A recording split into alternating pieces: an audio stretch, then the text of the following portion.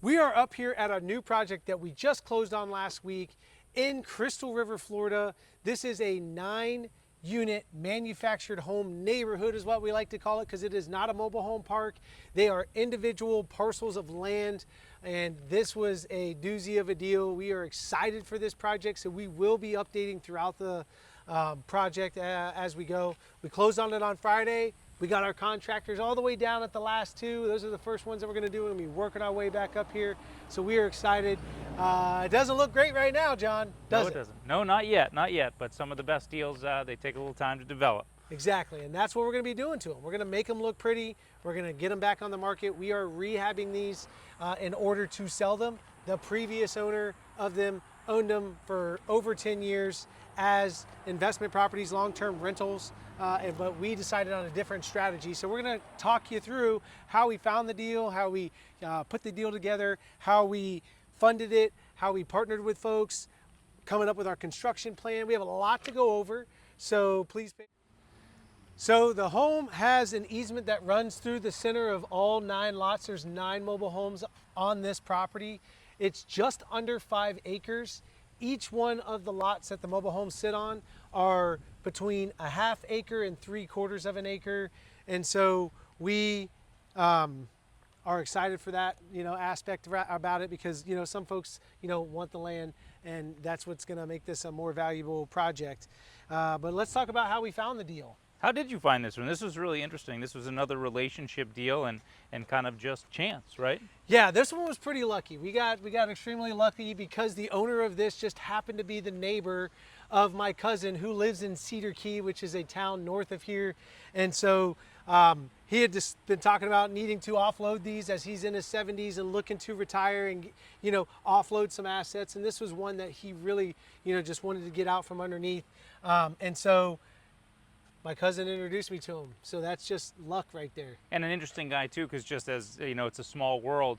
When we first met him, when we were first walking the property, he's from the same town that I grew up in, Massachusetts, and knew the bar where my parents met. So just that made the deal feel like, oh, it's even closer to home. Yeah, it's funny how real estate can do that kind of stuff. I always love it when that happens. And the only reason why I even know about this property is because of my cousin. So I got to thank my cousin Bo for sending us this great lead. We'll see if it turns out great. If it's not, we're going to come get you. But yeah, the owner was super fantastic. Came out here, met him the first time, walked all the property with me. He showed me around. I asked him, I was like, what are you looking to do with it? He's like, I'm looking to sell it. And he wanted it to be easy. And so that is what we provided. We originally thought about trying to redevelop this entire property and increase the density. So why don't we talk a little bit about that? Yeah, I mean, you're always, whenever you pick up a piece of property, if there's a way to add more units to it or more houses, you're going to make more money potentially. But the process for this centered around water and sewer coming to the property.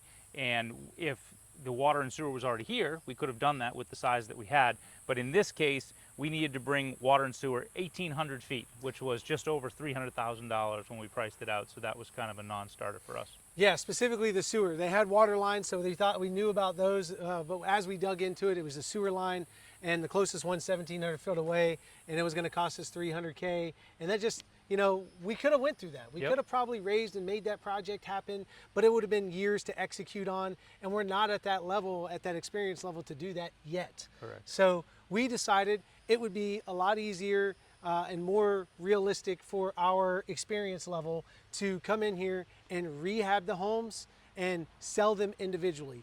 We also considered potentially making these into rentals and kind of keeping that strategy in play, but that just isn't something that we thought would be best for our model of what we're looking to do. So we decided we were going to come in here, fix them up, and turn around and sell them on the MLS. Tell me a little bit about how we structured the financing, because this deal really came together because, once again, a great owner who was also an investor, so could see us 20 years ago and himself. Exactly. So told him right off the bat, we think we can get your price. So we didn't argue with him on what the price that he wanted. Felt like it was a fair price. But to achieve that price, we were going to need some help with some owner financing. I've talked about that in videos before, and I think I specifically talked about this deal. We just hadn't walked it yet with you. But yes, we set up an owner financing strategy for this because of the price point that we came in at. We knew we were going to need some help. And so he was wanting to do it because, you know, he was looking to maybe carry, not have all of the Capital gains. capital gains. There you go. Thank you. In the same year, because we were originally, like I said, thinking about, you know, redesigning this entire property. However, he came in and financed 80% of that, which was fantastic. Like, you know, that is extremely hard to find. But him being an investor and understanding how it works, he felt extremely comfortable with it and actually preferred it. So it was good for him, great for us, and then great for our project and everything else. Some of the other stuff that we had to do is we had to fix them up. So we had to go and partner with people to bring in funds to get this done. We could have gotten a hard money loan to do that kind of thing, but we always like to work with folks and bringing in partners on deals that they normally wouldn't have access to. So we're not afraid to give up some equity in the deal, and that's what we did on this. John, why don't you explain a little bit? Yeah, so we gave up 25% of the deal with getting financing from other investors so they can help build their own wealth and see an interesting deal. And at the same time, we didn't have to pay interest on like high interest, 10 to 12% or more on a hard money, or traditional that with this project might have been a challenge with insurance and just the type of home, we might have had a harder time getting conventional financing on this. So kind of a new blend. They get to grow, watch us learn, and they get more equity because of that. Yeah, and they are going to do well on this from our projections. We feel like it's going to do really well. And we are estimating, you know, conservatively, you know, between 15 and 35%. We really think it's going to be close to that 35%. But on the worst case scenario, we've talked about that before. We always run a worst case scenario. It's still a 15% return on their investment, which for most people, that's a fantastic return when you don't have to do anything. So if we knock it out of the park and we get them that 35% plus, they're going to be very happy with us, and we want to give that to them because that's why we like equity partners, because everyone can win, but we also get to all share in the risk a little bit too. Yes, and the timing, because if something goes long or if we have an unforeseen curveball, we're not paying a daily interest rate on that. So that's also helpful when you bring in equity partners, just in case there's a timing issue. Correct.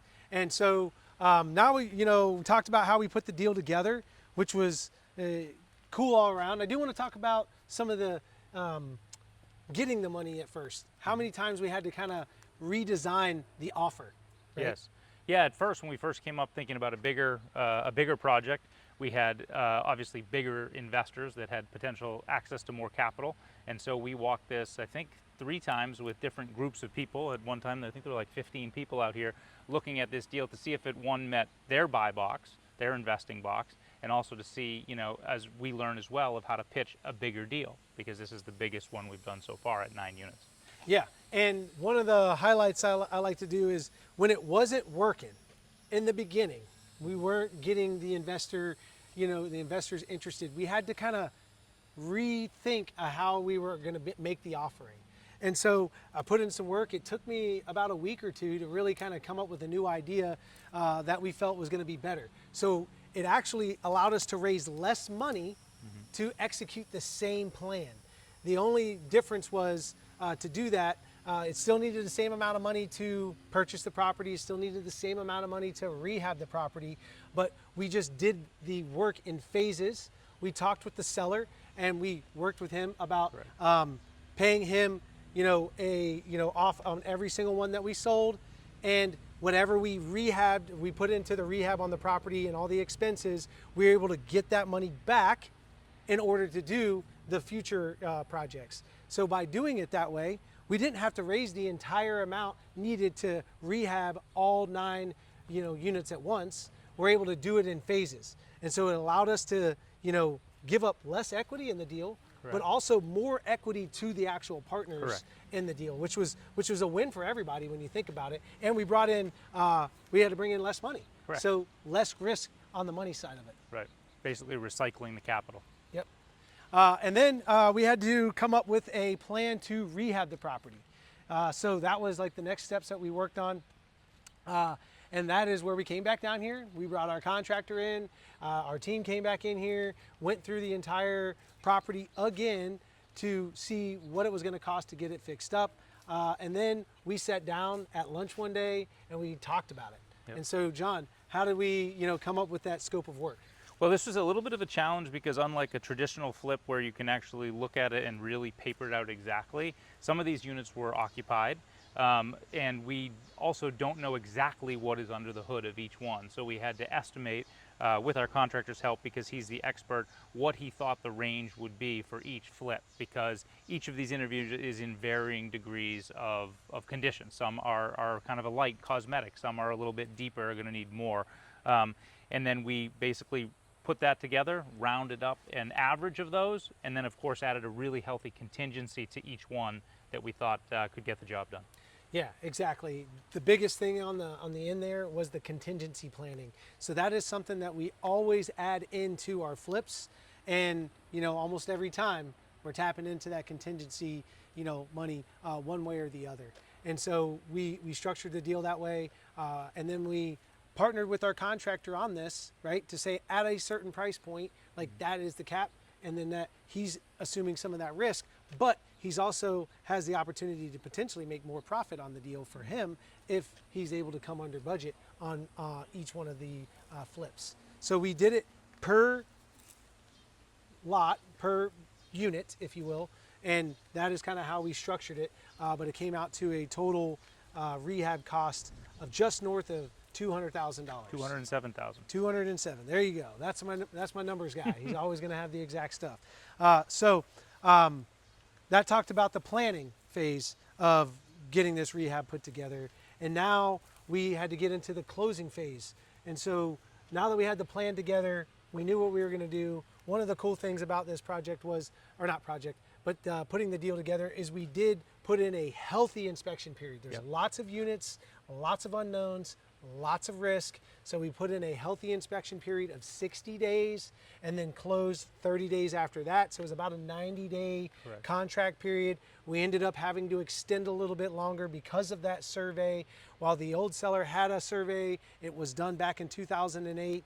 We felt the need that we were gonna, we're taking on risk. Let's get a new survey of the property executed to make sure there wasn't any issues. We had a couple little things that up came at the front of the property. Yeah, but they got that worked out with title and everything is good to go. And now we have a fresh survey that we're gonna be able to utilize whenever we have to split each parcel out and sell it individually.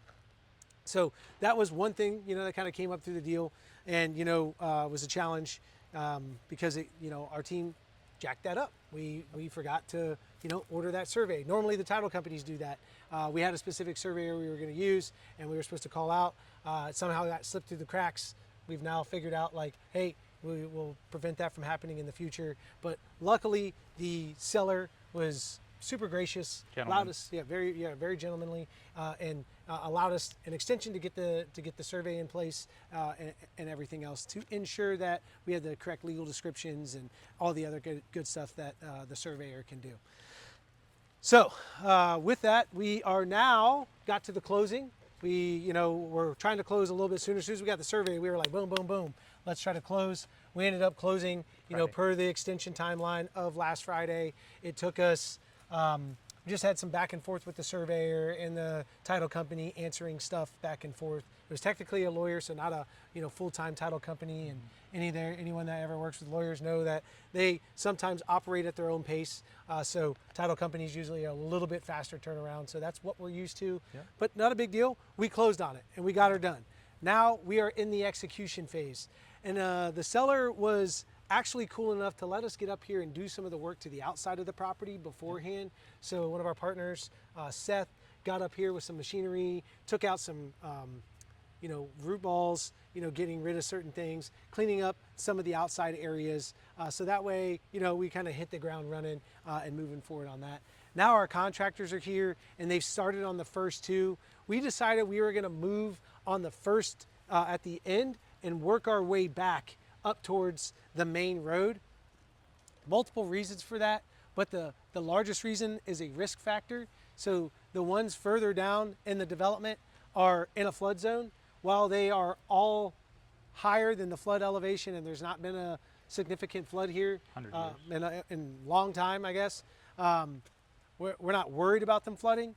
However, we just figured go ahead and get the ones in the flood zones completed and then executed and sold, and as we work our way back up. So if for some reason we do have to keep inventory for whatever reason, you know, maybe markets have shifted, you Yep. know, whatever the case is, we can hold on to the ones not in the flood zone and turn them into rentals, you know, not what our plan was, but plans can change. And so you try to plan for the unexpected. And that's one of the ways that we did that is if we did have to hold it and we did have to bring some cash to buy out our, you know, our partners and they no longer wanted to be in the deal or whatnot, you know, at least we're holding on to what we consider to be the best inventory on the property. Now, these are great homes back here. Like I said, or they will be great homes. If you look at them as they sit right now, they do look a little challenging, but that is where investors find money. When you find a challenge, that's where you're going to find your money. So that is what we're out here doing, is turning these things from what they look like now into beautiful pieces of property that people are going to want to purchase. So John, maybe talk about a little bit about, you know, what we did leading up to it in that due diligence phase to kind of get an idea of the product that we were going to create. Even though we're not bringing something new, we're going to, you know, rehab them. Well, I think one of the starts is using your great team of agents to look at competitive sales and what other units in the area, in the surrounding area, are selling for that are in similar or like condition once they've been renovated. So that's the starting point, because if we can find somebody that has a nicer, not brand new, but nicer manufactured home that's been renovated and has fairly decent landscaping, and that's at 150,000, and we've maybe picked these up for 55 to 60,000, and we have renovation costs, there's money to be made there. So first is looking at comps. Yep, so we did. We went and we found a few good comps. We found one really good comp that was very, very similar to a lot of the manufactured homes here, which it was a 780-ish, 800 square foot manufactured home built in 1990. These ones range from 1980 to 1987. So there's like different ages and all that kind of stuff on them. So an important thing to understand with that is that they're close in age, close enough to that one. That one had metal siding. These all have metal siding. They looked very similar. And so we had saw that one had sold for 135,000. It had less land, so it was smaller. It's literally just across the street right over there. And so we felt like heavily weighting on that comparable sale, right? And then using other comparable sales that were maybe not perfect, right? To kind of back up and support what we thought we could list and sell each one of these for. And then we took it, and what did we do? We ran it through the best case, most likely case, and worst case scenario. And it still made money at each one of those. Yep. And so that's extremely important to do, because sometimes you can hope for the best, but you got to plan for the worst. And we like to do that because we want to ensure that there's going to be profitability. And that's why we have that, you know, that range that we offered. So maybe explain how we pitched that to potential investors as we were looking to raise money for the deal. Well, I think the most important thing is when investors come in, they want to make a healthy return, but I'd say even more so than that, they want to make sure they don't lose money. So looking at the worst case scenario and still feeling like, hey, there's still money to be made there, just gives them a much greater feeling of confidence. And then if they look at the high end, they say, wow, that could be a home run deal for me. So they feel like they're balanced in the middle, where they're like, hey, there's pretty much no chance I'm going to lose money at the end of the day, and there's a really good chance that there's a high upside. That's a really good pitch to an investor. High upside, low downside. Yep, and that is also being open and honest with them, like, hey, you know, we have done the due diligence. We really think we're going to achieve this. However, we think if, like, worst case, we can't see anything that has sold this low, so we're going to go there. Yep. And we're going to say, like, that's our floor. And then what do we normally do? We always take a little extra off, and we add a little bit more on to what we think our budget's going to be to get them fixed up. So that way, you know, we're even kind of challenging ourselves and giving ourselves a buffer. So that way, you know, we want to, the concept that we talk about is under promise and over deliver. It is very key, because a lot of times you get people that are really just trying to get the money, and to do that, they paint this limelight. They only show the good behind everything. Right. But if you be honest with people and you show them, hey, here are the downsides, here's the potential risks here. We've looked at this, and, you know, we could lose money. You can only lose money on any deal. If all of these things, like, you know, go under, like then, you know, we'll figure out something out, we'll pivot and we'll like put new ones on it or whatever we got to do. However, there's always risk in an investment, but you want to be honest and open, like, hey, here's like what we think the risks are for this investment, and here is what we, you know, are doing to mitigate that risk as best as possible. And then here's the low side and here's the high side. We're obviously shooting to get here and above. However, we feel like this would be, you know, the floor. I think it's going to be an exciting project. It's going to be a fun one. You know, Yeah. It's going to take us some time, but I think it's going to be a fun one. This is going to be a great project. It's going to take, you know, we gave ourselves a year to get it done, but we're super aggressive. Yeah. So we're trying to get this done in 6 months. Our contractor believes he can meet that timeline with the rehabs. And so phases of work, we're going to knock out the first 2. We're going to get them listed and get them sold while the next 2 are already started. So, you know, as soon as they're done, we're listing them. That is the project. That is the way we're going to do it. They're demoing 2 at a time. They're going to focus on getting one done, and then they're going to focus on getting the other one done. As soon as one's done, we're listing them. So if you know somebody that is looking for affordability, that's the key with this project that we hadn't talked about yet, is the affordability. A lot of people are chasing affordability in today's market because, you know, prices in Florida have increased pretty significantly over the last few years. Anybody that has a phone or a TV, which everybody these days does, knows that affordability has gotten a little crazy. That's the one thing that the manufactured properties do provide, are people that are chasing affordability and still want to own their home.